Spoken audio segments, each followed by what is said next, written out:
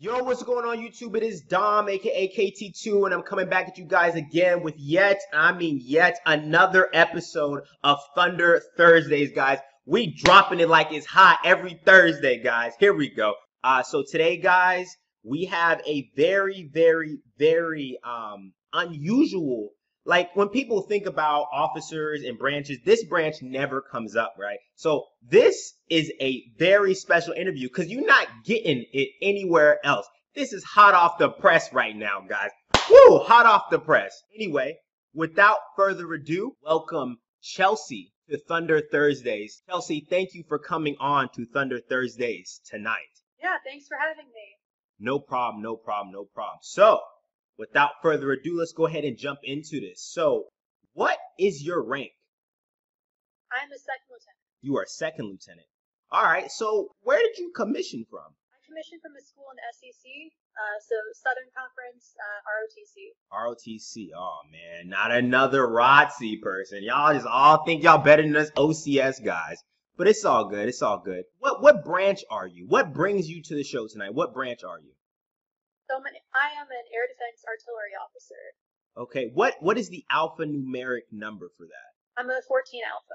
14 Alpha. Yeah. Yeah. You see what I'm talking about, guys? You never hear about an air defense artillery officer. We always hear about field artillery. But this is special, right? What we have right here, guys, this right here is special. How long have you been in ADA officer? Were you prior service or is this it? You just started. No, I just started, so May 1st will be 1 year in the branch. December, I've been in my unit since December, so 6 months as a PL. Ooh, 6 months as a PL. Best job in the Army, guys. Best job in the Army. Bring us back to, baby Chelsea. She's an ROTC cadet, and you're looking at all these branches. I mean, you've got the best, you're looking at the best branches. You've got quartermaster, and you have quartermaster, then you have ordnance. But you picked ADA. Why did you pick ADA? Of all branches, why did you pick ADA? So ADA was actually my number one choice, and I even put an ADSO for it because I was so about going air defense. I spent a lot of time living in a country when I was a kid, and my family still lives in this country, where I saw ADA every single day. Missiles coming in all the time. It was something we had to go down to bomb shelters and seek shelter. I always saw air defense going on, and I was like, man, that's really cool, and I want to be part of it and protect my home country. So I went to college in the States, and I said, you know what, I want to give back, and I said, I really want ADA. If I can't get ADA, then MI will be like my backup, but I'm going gung-ho ADA all the way. Wow, so it has a lot to do with kind of how you grew up. That's from what I'm gathering. Yeah, so my family still lives in this place, and I go, in the summers and winter breaks to go see them. So I experienced that a lot. Okay. Can you run us through what a day-to-day life would be like as a ADA officer? Maybe from when you get up into I guess when you go home, because I know me coming from Germany, I didn't do PT in the morning. It was always afternoon PT. So it's different seeing here now that I'm back in the States. People do PT in the morning. So can you run us through, you don't have to tell us where you're at or anything, but just, can you run us through a day-to-day life, from PT to when you get home? So I'll say I am Oconus right now, and we're on an active mission where mission that we're doing is 24-hour ops. So I have a platoon of soldiers, and they all work 12-hour shifts, so 12 on, 12 off. For that reason, we don't do organized PT at the unit I'm at. We have a sign-in roster in the gym, because if the guys just getting off night shift at 9 o'clock in the morning, they're going to go sleep during the day, so they might want to go work out really late at night, or in the middle of the night, they might want to go work out at 4 o'clock in the morning if they're off shift. So we give them a lot of flexibility in that regard. So we can see in the sign-in roster who's working out, and we just started a 1,000-pound club here. So, it's some encouragement. We have some sports tournaments, but we do that on the weekends, but no organized PT. For the officers out here, it's supposedly 9 to 5, but again, it being a 24-hour mission, if you get a call in the middle of the night, you're out here in the middle of the night. And, that happens on a relative basis.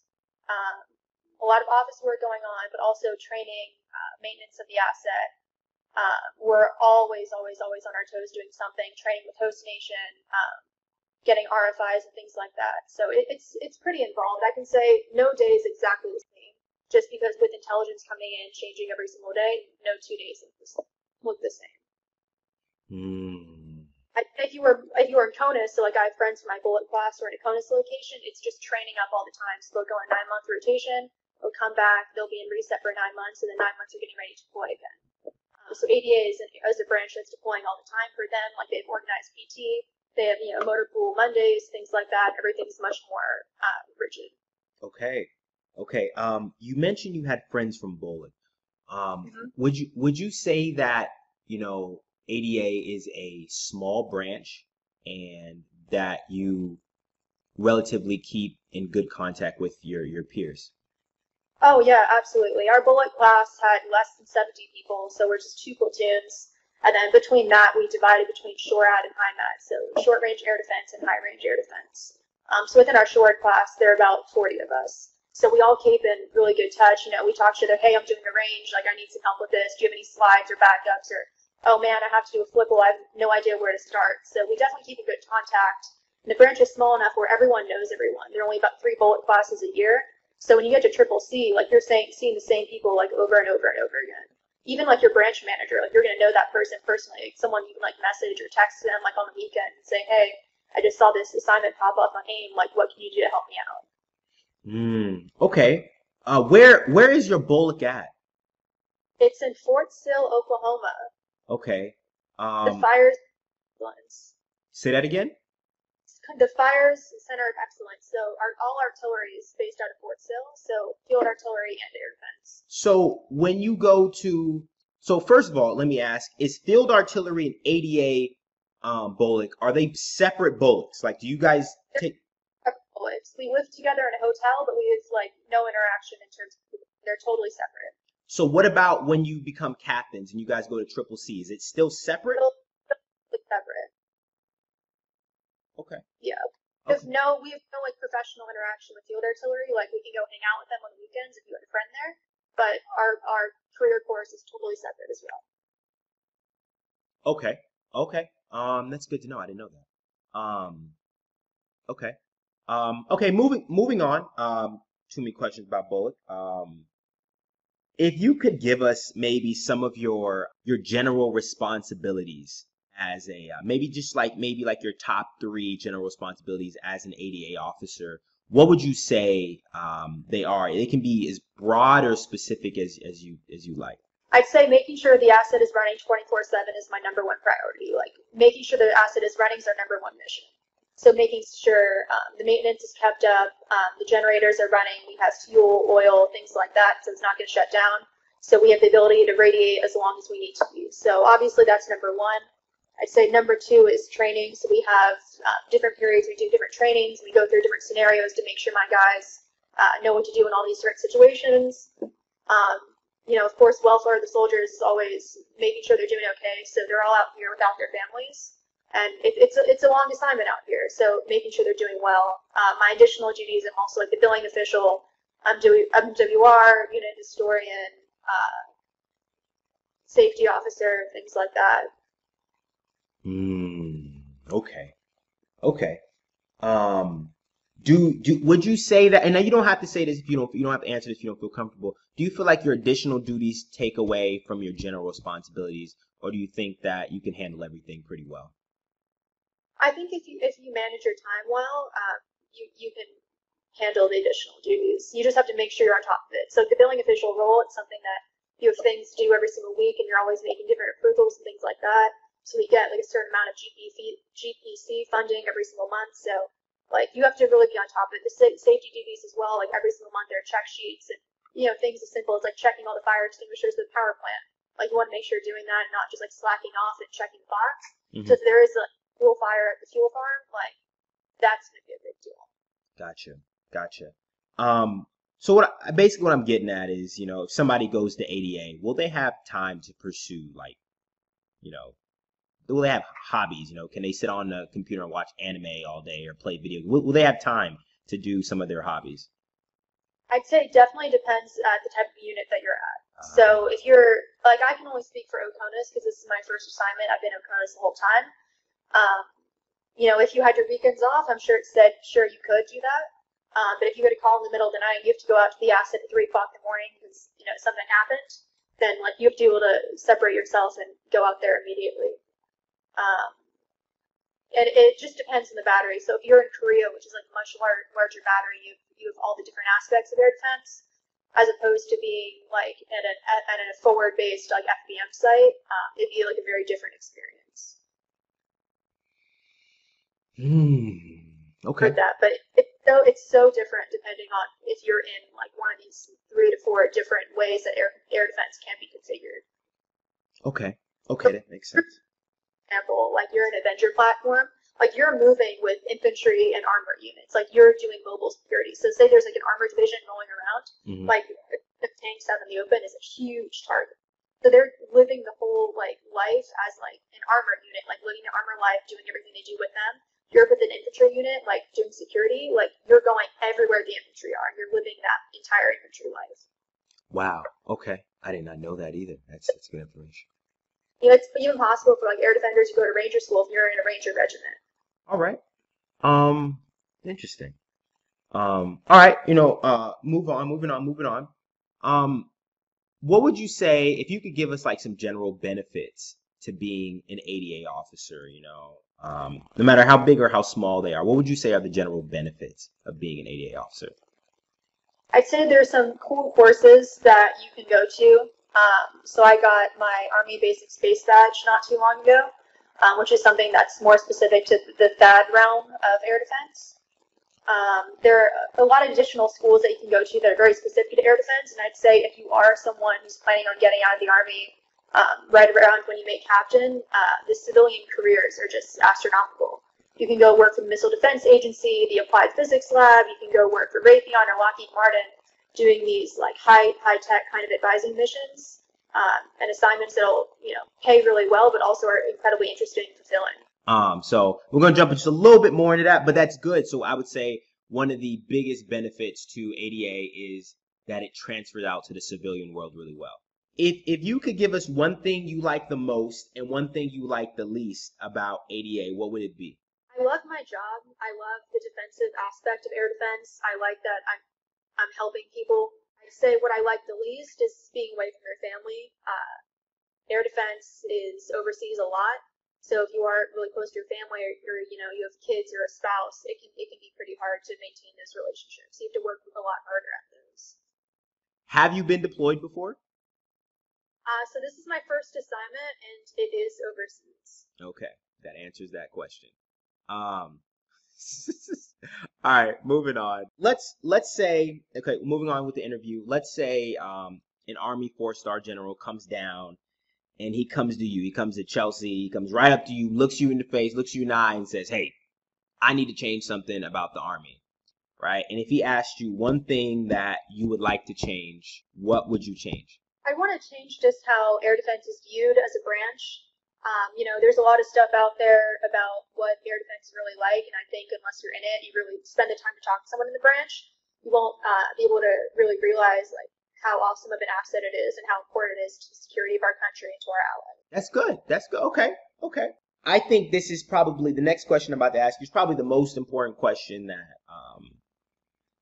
people will ask, and I know we talked about it earlier in the benefits of your job, but you mentioned earlier that ADA does transfer over very well to the civilian world, correct? Yes. Is that specific to officers or is it enlisted, like warrant officers? Like, can you explain a little bit more for us? Yeah, warrant officers are big in air defense. They're seen as like the absolute technical experts on the equipment. So every battery will have a handful of warrant officers. I'd say absolutely for officers, it translates extremely well to the civilian sector, and even my enlisted soldiers as well. They have knowledge and skill sets that highly technical agencies like Raytheon and other companies like that are specifically looking for. And then a lot of these companies like Raytheon will hire our soldiers to come back to the same sites they used to work on and pay them as contractors to do essentially the same mission they were doing before for much better benefits. So you would say that you work with quite a few civilians. Yes. Okay. Moving on, almost at the end of the interview. Um, what are your plans? I know you just got in. I know you said you ADSO for ADA. If you guys don't know what ADSO is, it's called an active duty service obligation. So you ADSO'd for ADA. What Well, so what do you plan on doing? Do you plan on staying in, your whole, I don't know how long your obligation is, but I had a year total contract, how long? 6 years. 6 years? Okay. Do you plan on staying in? Do you want to get out? What are you trying to do? I would definitely want to do my full 20 and longer if I thought that I can maintain having a family while doing that. And I know it's really hard with air defense because you're overseas a lot, and specifically it's even harder, I think, if you're a female, trying to have kids on your own. And air defense is a combat arms branch, so there are specific roles and places you cannot go, if you're with child. So I think, my partner and I have to figure that out. But for the meantime, I know I have 5 years left, and we're going to work from there and see how much I like it and see if he's able to travel with me. And I think that'll be the big determiner in deciding whether or not I stay in. Okay, and our last question, guys, our very last question. Um, Again, Chelsea, thank you for coming on Thunder Thursdays. Let me just, bless us with this very important last question. So, if you had the chance to speak to every single person right now, ROTC, OCS, West Point, and all those other uh, predominantly military academies, whatever you want to call them, Corps of Cadets, I don't know all that stuff. I'm an OCS guy. If you had a chance to speak to everybody that's looking at ADA or about to branch ADA, or everybody that's in Bullock, right? What words of wisdoms would you have for everybody about to get in or looking at? What would you tell them up front that you need to know? I would say if you're getting ready to commission and you're looking at branches, don't pass over air defense. There's some really cool opportunities. And if you're the kind of person who's like, I want to be single forever and I want to travel the world and go to cool places, like if you want to stay overseas your entire 20-year career, you can do that in air defense. And I know people who joined specifically for that reason, and you're going to have a great time. For those people who are in Bullock right now, I'd say practice your air battles, have a lot of fun like that with that, and study hard.